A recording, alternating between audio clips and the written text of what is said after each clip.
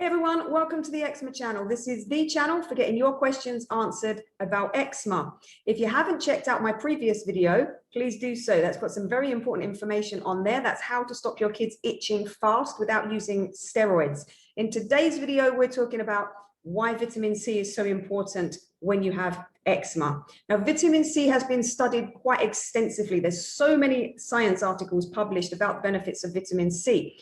It's a natural antihistamine if it's taken in high enough doses. It's a very effective antioxidant, which is helping to reduce the damage from inflammation in your body. And it's also necessary for producing collagen, which you need to make healthy skin. So those three things make it very, very important for eczema sufferers. There is a lot of false information online about vitamin C. And one of those is that it's a waste of money to take high doses of vitamin C because you just pee it out. This is foolish advice because by that reasoning, there's no point in you drinking water because the more you drink, the more you pee it out. So why bother drinking water? It doesn't make sense. Excuse the pun, that argument doesn't hold water, right? So though you know, when you drink water, it hydrates all your cells, it benefits your body, and you pee out some, right? Vitamin C is the same. When you take high dose vitamin C, it nourishes all of your body, nourishes your cells, provides them what they need, and then you will pee some out. With vitamin C, one of the reasons why it's so safe is we don't store it. It's not a fat-soluble vitamin that you're going to store up in your body and then it becomes toxic. It's water-soluble, which is why you pee some of it out. But that means we can't store it. So you have to take it every 3 to 4 hours because it only stays in the body for that long. So by way of explaining what, the power of vitamin C, I'm just going to share a personal story with you. We were traveling a few years back on the highway in Trinidad, where we've been serving as missionaries. It was me, my husband, and 4 kids in the back of the car. And we were stuck in gridlock traffic. We just weren't moving anywhere. And then one of my kids called out, "What's happened to your face?" So we all turned around and looked, and sure enough, one of my children is breaking out in hives and facial swelling, which was what she would have done if she'd had a nut reaction. So my first instinct is, what have you eaten? And she said, "I haven't eaten anything, Mummy." No one could figure out what happened. And so I'm thinking, it's not a major issue. I've got antihistamine in my bag. So I reached down to get my bag, and the antihistamine's not there. Someone has taken it out of my bag to rub on a mosquito bite and not put it back. So then I had a brief moment of, oh God, what am I going to do? Because she's having this reaction and it's spreading over her face. Now, one thing I have always done with my kids with allergic reactions is never, ever panicked and shown them that I am afraid.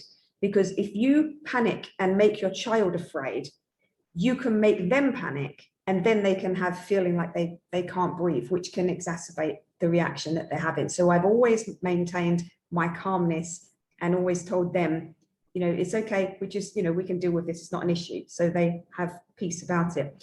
But that particular moment, I'm thinking, what am I going to do? I don't even know where the nearest pharmacy is. And even if I did, I can't get off the highway to get it. And then I remembered a book I had recently read called The Vitamin C, The Real Story. And in that book, it said vitamin C is a natural antihistamine if it's taken in high enough doses. Now, in my bag, I had a bottle of chewable vitamin C's. And so I grabbed that and I poured out a handful of them, 8 or 10 tablets, and they were 500 milligrams each. So that would have been 4,000 to 5,000 milligrams of vitamin C. I handed these to my daughter and I said, eat them all now. And she ate them all. And I am not kidding you, in 10 minutes, every hive was gone off of her face. The whole swelling was gone. And that convinced me of the power of vitamin C. So that was my education, as it were, that what this book said that I had recently read was absolutely true. So from that moment on, I put my children on a higher dose of vitamin C than would normally have been recommended because they have allergic tendencies. They had eczema tendencies. And so with vitamin C, the more inflamed your body is, the more unwell your body is, the more you will use. So the higher dose is required. It's not a one dose fits all. And the recommended daily dose of 30 or 50 milligrams per day is only the bare minimum that was required to stop sailors from getting scurvy when they were out at sea. That's not the optimal dose to keep you in good health. So you need to remember, the more you need, the more you will use. So for my children, then I put them on a regular dose of 3,000 milligrams every day. And I divided that into doses. So they were having that every 3 to 4 hours. And it's easy to remember if you give it to them with their meals. The best way to give them high dose vitamin C is not actually the chewable tablets, because the majority of them are filled with fillers, artificial colors, artificial flavors, artificial sweeteners, and you don't want to send your kids completely hyperactive climbing the walls because of the artificial additives. So the best way to do it, and the most cost-effective way of doing it, is to buy the pure ascorbic acid powder that you can just buy on Amazon, or you can get it in the bodybuilding shops. They tend to have the big bags of supplements. So you can buy these, and they have a little scoop inside, and each one of those scoops is like 500 milligrams. Now it's quite acidic on its own. It tastes like sherbet. Kids like it. I like acidic stuff, so I can just lick the stuff, but it's not good for your teeth enamel. So you have to either drink water to get it out of your mouth, or what we do is we make a nice healthy fizzy drinks with it, and we reduce the acidity a little with sodium bicarbonate.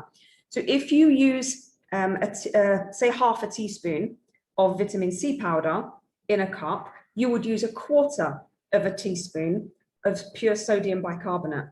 The ascorbic acid, vitamin C powder, is acid. The sodium bicarbonate is alkaline. When you mix the two together, it will create a fizz. So then you add water to it, it creates fizzy water. And then I would top it up with about 1/4 of juice. And then voila, you have a nice, healthy fizzy drink, fruity fizzy drink that your kids will love. And it's packed full of vitamin C that will help to reduce their histamine levels. It will help to give them extra vitamin C for collagen, and it will help to give them extra antioxidant power. So just to make life easier for you, I've put links to the ascorbic acid powder below in the description. Click on those links and buy that and get that into your kids. And we hope this has helped.